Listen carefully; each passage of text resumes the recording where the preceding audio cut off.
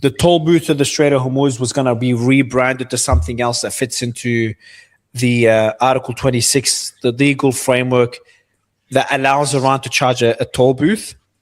Right. So that was going to happen. That was good news. And then we had, I'm trying to find what it's called. I keep forgetting. Anyway, UNCLOS Article 26. UNCLOS.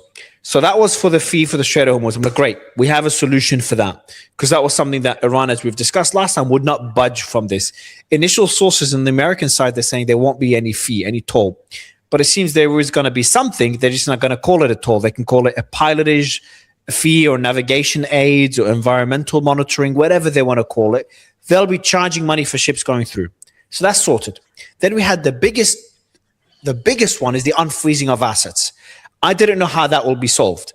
I was confident it will be solved, but I just did not know how. On the American side, as we've discussed, they're saying there won't be anything unfrozen until we get concessions from Iran. On the Iranian side, they're like, we're not going to concede anything until we get our money. We don't trust you guys. Well, thanks to Qatar, we got reports that the money was, what's going to happen is most likely, and this is not based on the reports is they found a solution. That what I've been informed is that most likely it'll be a loan that will be given to Iran that will be collateralized by the frozen assets. Unconfirmed, this is more speculation from people that were not directly there. So we have a solution for this. So Iran gets their money. That's a pretty massive win for Iran. Then we have the third issue that I was preparing to discuss with you, and that was going to be the title of the interview, is the escalation in Lebanon. So we had Operation, I don't know what they called it now, Operation Arrows of Fire. Schools closed in northern Israel starting tomorrow. Beirut started evacuating tonight. And the IDF Home Front Command is telling its own civilians to prepare for what's coming. And then we had reports from channel 11, 12, 13, 14, all these Israeli channels saying there's going to be an escalation in Lebanon. It's going to go into a new phase. Netanyahu is on call with US officials to get the green light. And all that happened as he was being pressured by Smotrich, Ben-Gvir, and others in his administration to destroy Lebanon, to escalate in Lebanon. Well, Smotrich advocated, that's the definition of Nazism. He was advocating for leveling 10 buildings for every drone Hezbollah fires. Ben-Gvir is like, invade all the way up to Beirut. That's Ben-Gvir, what he said in a tweet today. And then as I'm preparing to go live with you, they had the developments that are pretty concerning when it comes to Iran.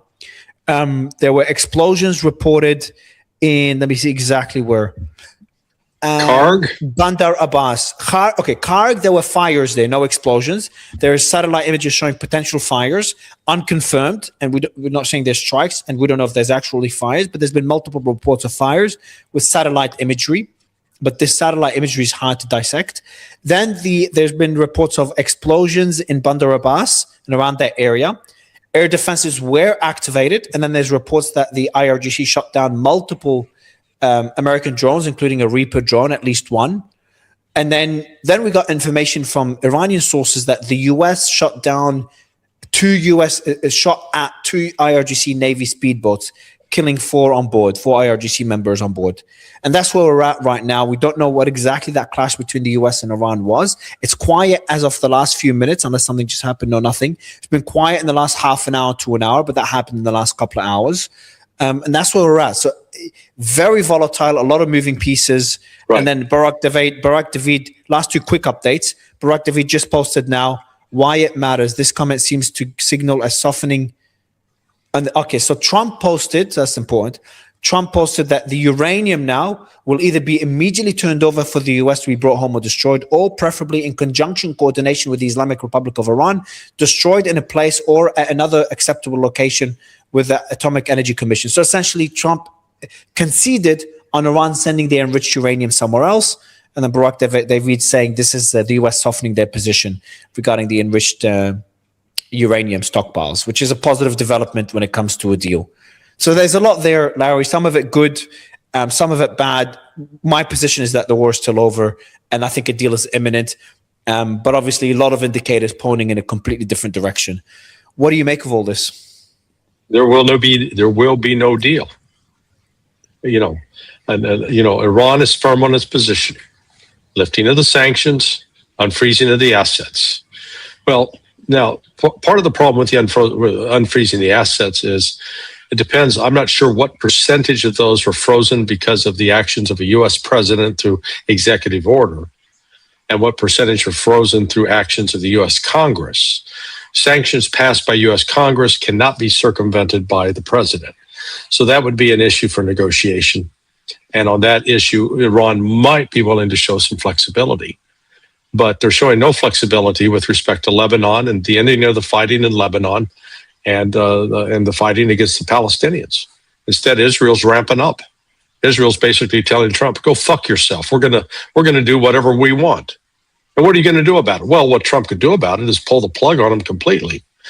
But Trump is, as I said yesterday with you, got 250 million reasons why he's going to be succumbing to what the Zionists want. So, yeah, these are, there are lots of issues that are out there on the table. You're correct that these could, in a normal, rational universe, there could be a negotiated settlement. But we're not living in a normal, rational universe.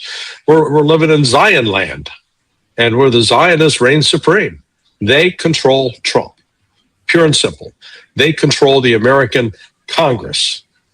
Anybody had doubts about that, just look at what happened to Thomas Massey, a Republican congressman who had been overwhelmingly popular in his district, and the Zionist money came in, targeted him, took him out. If the United States did that in a foreign country, we'd be calling that a coup. So this is the shooting that's now taking place with downing the drones. Those drones they're not out doing recreational flying. They're out doing targeting, collection, information that's going to be put into packages so that the United States can attack Iran again. And Iran's just saying, no, we're not going to mess around. They shut them down. Now, if they really did shoot at those Iranian gunboats, then I would anticipate Iran's going to start firing anti-ship missiles at the ships that are 200 miles offshore, because now they can, with the Chinese missiles, they can reach them. Just got a report: U.S. Air Force Boeing KC-46A Pegasus air refueling tanker departed Tel Aviv, heading towards the Persian Gulf at 24,500 feet. The tanker is positioning to potentially refuel strike aircraft. Mm-hmm. So I thought we'd hold off till Friday. Looks like you're cooking off now.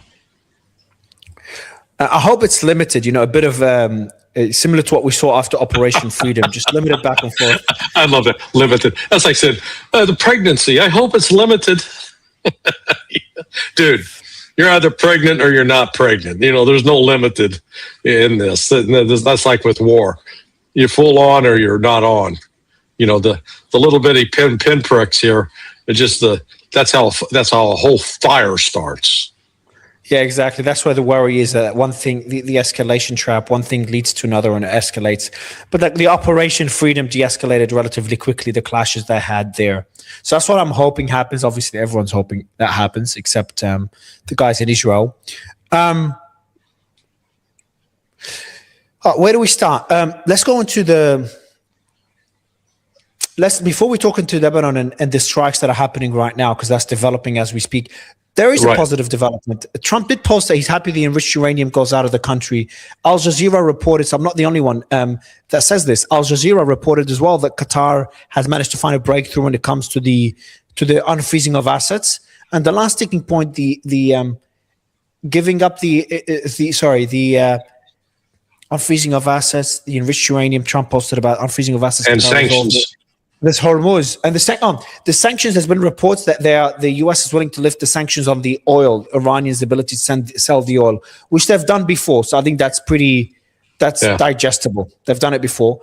The Hormuz Straits, Iran's already talking about charging what it's called. They're like, we're not going to charge a toll. We're going to charge. I can't remember the statement. I can get you the exact statement. They said it earlier today. So Iran's already started rebranding it. How about resort fee?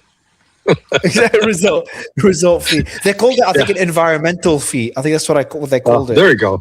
Yeah. Just like the casinos in Vegas, they now charge a resort fee, also known as a toll.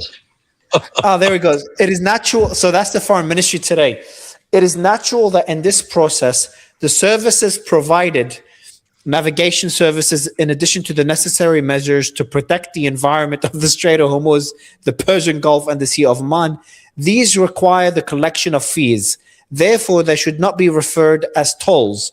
Iran and Oman are responsibly working on this path and hope to reach a final agreement as soon as possible. So they've today is the first time they've changed it away from calling it tolls. So if we put these together, they are good indicators. Iran not calling it tolls.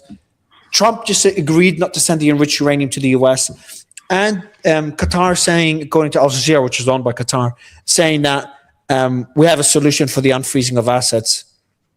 There is reasons to be hopeful. Yeah, let's see what Iranian sources report on enriched uranium. If they corroborate an Al Jazeera report, then okay, fine. I'd say okay, we can trust that. But Western leaks that are designed to shape a narrative, I always withhold judgment. Yeah, so there hasn't been any Iranian reporting on the enriched uranium that said they don't want to send it anywhere. I think I saw a report today about sending it to China. And they've talked about sending it to Russia. I've heard possibly Pakistan. There you go. So there are options, and if Trump is allowing it to go somewhere else, there's room to be. According to sources cited by Al Arabiya, so that's Saudi, Iran is seeking guarantees from China. Iran is seeking guarantees from China before proceeding with a deal to end the war with the US, and is demanding some of its highly enriched uranium to be transferred to China rather than the US. So that's according to Al Arabiya. And now we have Trump saying, oh yeah, it can go somewhere else. So that's good. That's positive there. Obviously putting the strikes, the explosions that are happening right now, that just happened aside, which we'll talk about in a second. I'll update you. But if Al Arabiya is saying Iran is happy, you'd agree Iran would send it to China, yeah? I really could send it to China. I've also heard from someone connected with the Pakistani side that Pakistan has offered to take it, and Iran's entertaining that. But again, the whole uranium thing, that's just again, that's a red herring. That's not what this is all about. If this is what it was all about, they would have settled this before the war started. This is about destroying the Islamic regime. And I don't see the United States or Israel backing off of that one bit. They're going to continue to insist upon that as an objective.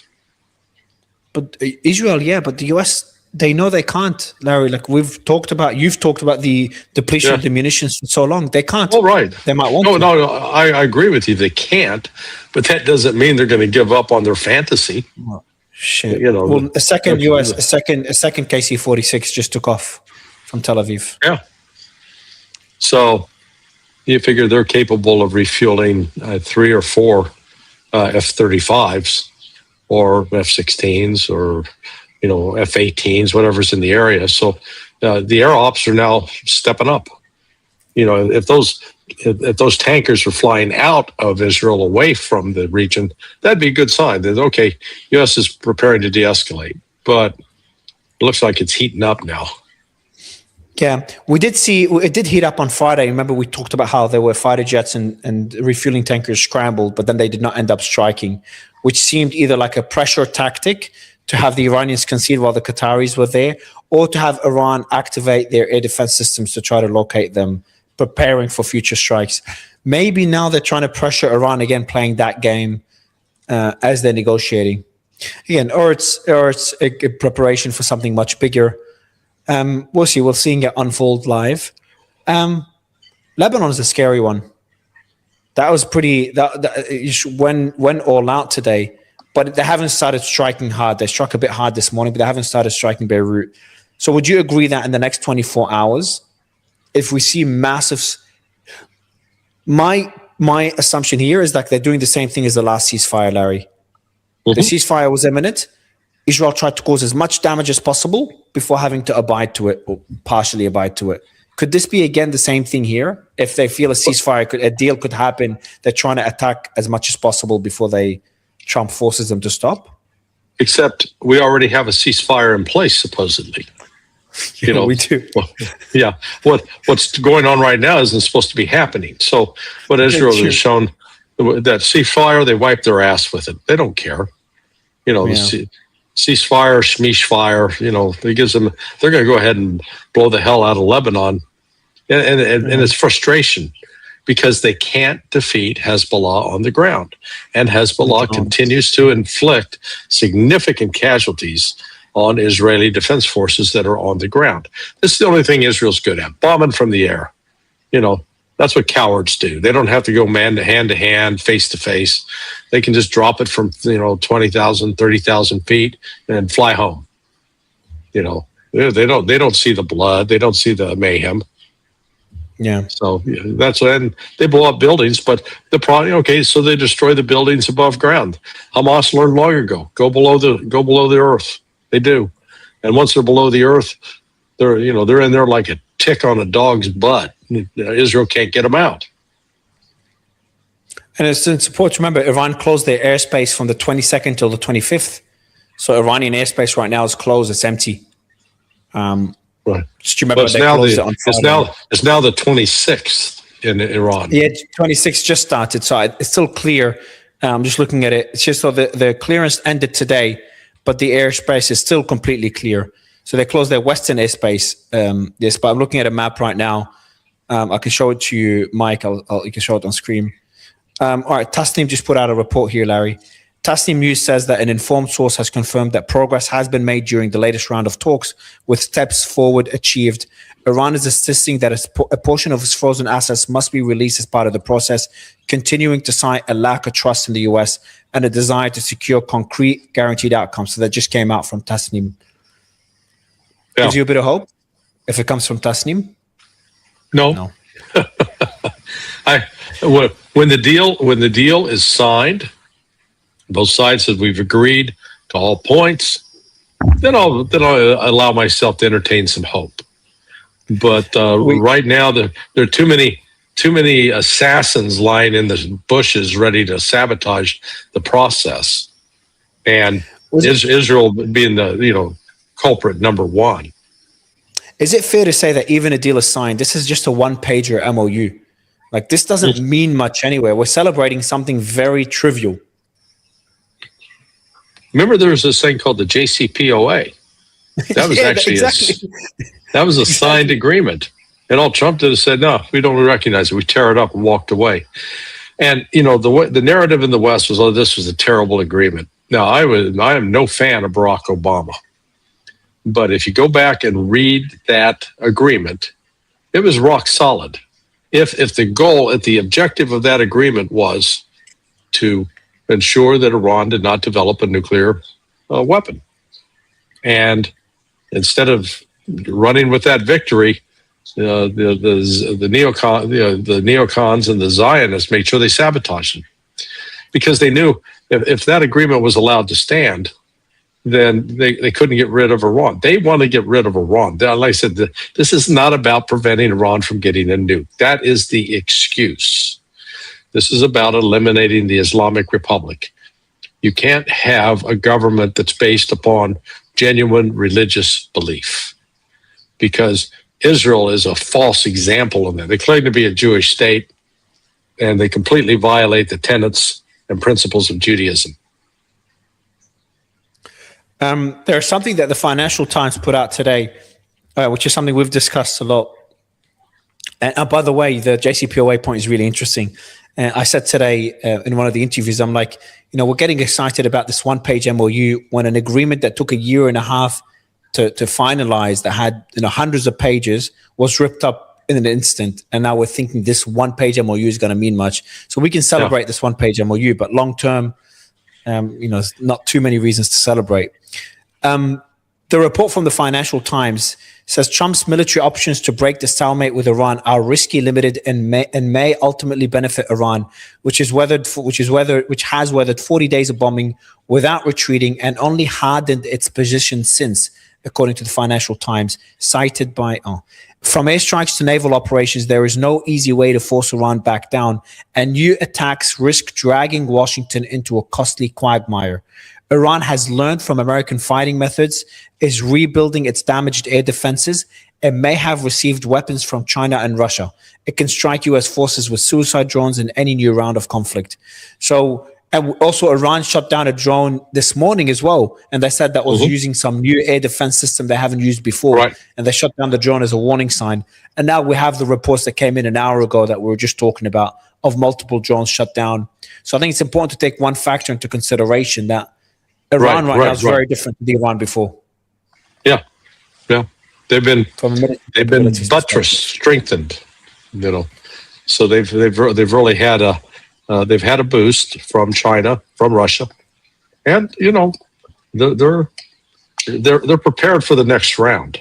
I don't think the West is, because you know the West, it's not like you go out and build, let's build some more PAC-3 missiles. Hey, let's boost that production of Tomahawks. Sorry, boss, with those rare earth minerals we need out of China, we don't have those. Yeah. All right, so I've got an update from CENTCOM here. Okay, so they've confirmed the strikes.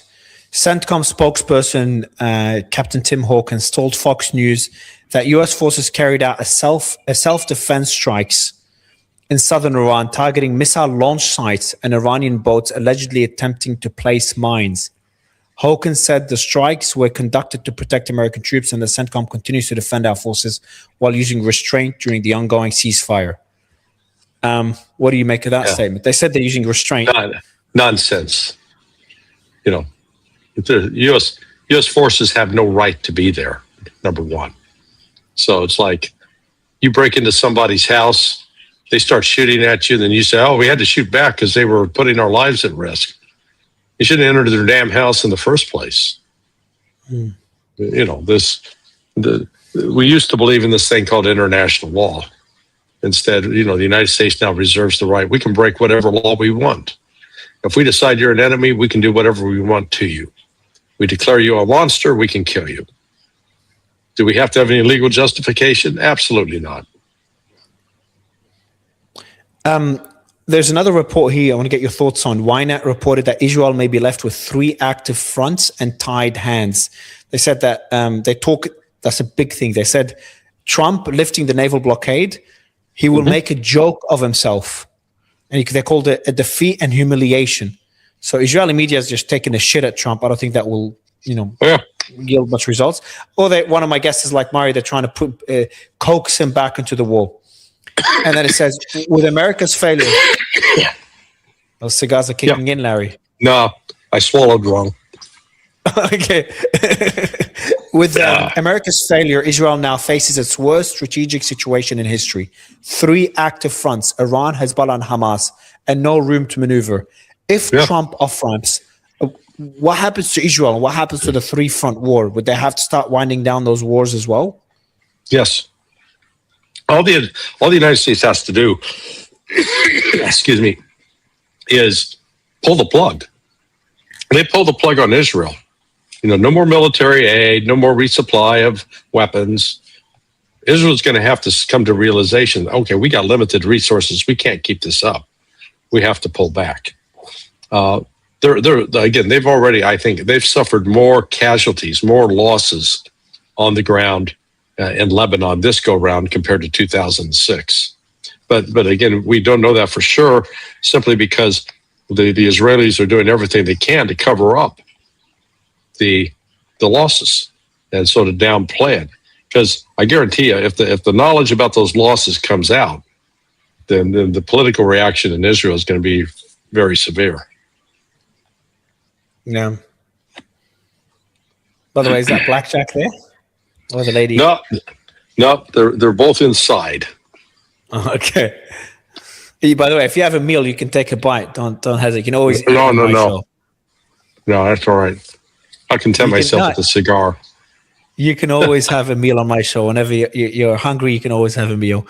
What else do we have for you, Larry, to get your thoughts on? We have Channel 12. Iran's currently only willing to commit to not developing nuclear weapons, while the US is proposing several options. Disagreements remain. So Israeli media is a lot less optimistic. Iranian media is getting more optimistic than Israeli media. That's the first time that happens, because the Iranians are usually the ones the most hesitant. And I know this is the one you listen to the most. I'll always pay attention to that one the most. That's a big one, Larry. We haven't spoken about this. What do you? We have briefly yesterday. Trump doubled down on the Abraham's Accords. It pretty quickly, Saudi said, no, our position is unchanged. And Saudi made its position on Israel normalization clear. The same position as before. There needs to be an irreversible pathway to Palestinian statehood first before anything else. We review a normalization. And then the Iranians take it a step further. The foreign ministry, within an hour of Trump's post, they say, the Islamic Republic of Iran does not recognize Israel in inverted commas and never will. It is an illegal and occupying entity. Therefore, it is impossible to engage in diplomatic relations with their genocidal regime, which is the greatest source of instability and crimes against humanity in the region. It would be better for Iran. This is crazy. Listen to this. It would be better for Iran, which is a civilization that existed for thousands of years, to be martyred in its entirety rather than to engage in diplomatic relations or any other relations with the killer of Muslims. Shit. They literally said, we'd rather just die till the last man than normalize relations with Israel. Yeah, there are these things called principles. Look, we've got the actual numbers. If Hezbollah or Hamas or name your Islamic group was killing tens of thousands of Israelis a year, we know the numbers, but that's not the fact. That's not the case. The 1,155, I believe, is the final number that were killed on October 7th. And of those, maybe as many as 40% were killed by the Israelis through their airstrikes on people fleeing the music festival. So this, in terms of who's killing who, the numbers pan out that it's the Israelis are killing far more Palestinians and Muslims and Christians than vice versa. I got, while you're speaking, another refueling tanker just took off from Tel Aviv. That's the third, right? Yeah. Yeah. I still think it'll be limited, Larry. I still think the war is over. I stand my ground. I still want to be optimistic on this. CENTCOM in their statement just now, they did say they're trying to be restrained during the ceasefire. So it's kind of more the rhetoric of one that doesn't want to escalate. Yeah. We're being restrained during the ceasefire. We're only blowing up small boats. I'm sure that's they shot at air defenses as well. Missile silos as well. So not only small boats. So just to be clear. Oh, okay. So they're going back after those missile silos that the Iranians have repaired. Yeah, exactly. So they said U.S. forces conducted strikes on missile launch sites, and boats. And explain that one to me. How do you repair missile silos that have been obliterated? You're the expert, Larry. You could explain it to me. But as it's a joke. It's just the entries. There were the rubble. They removed it. Nothing was obliterated.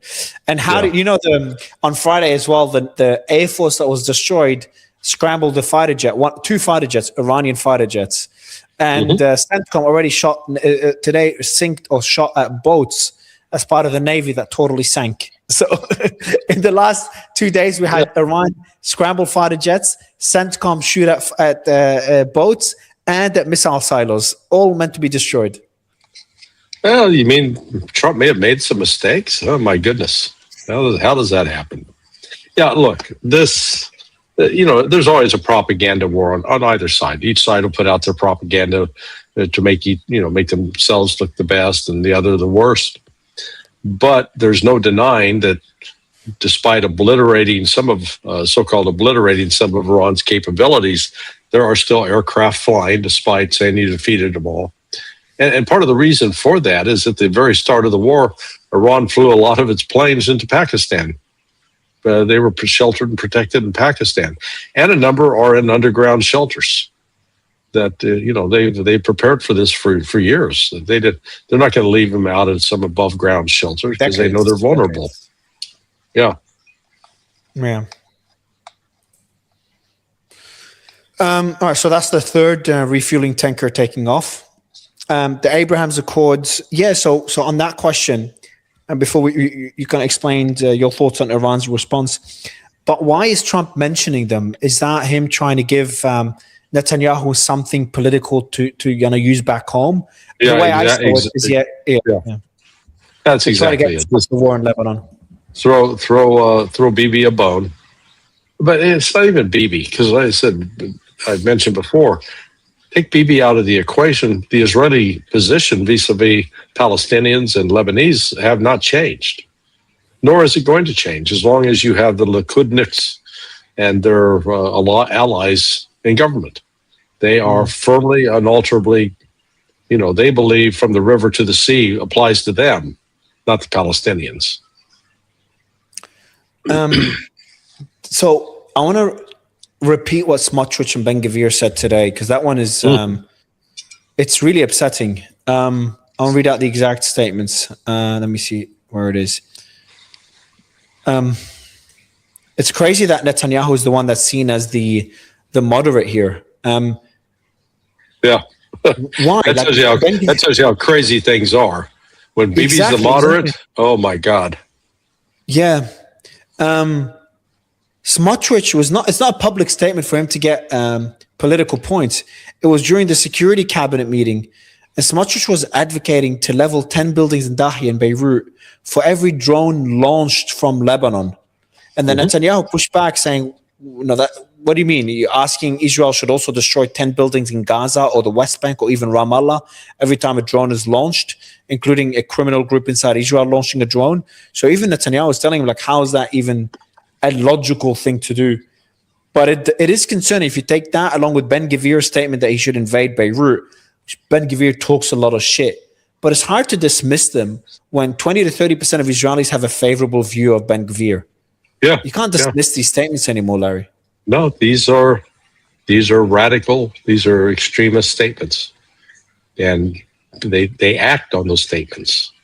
So they've already acted on them.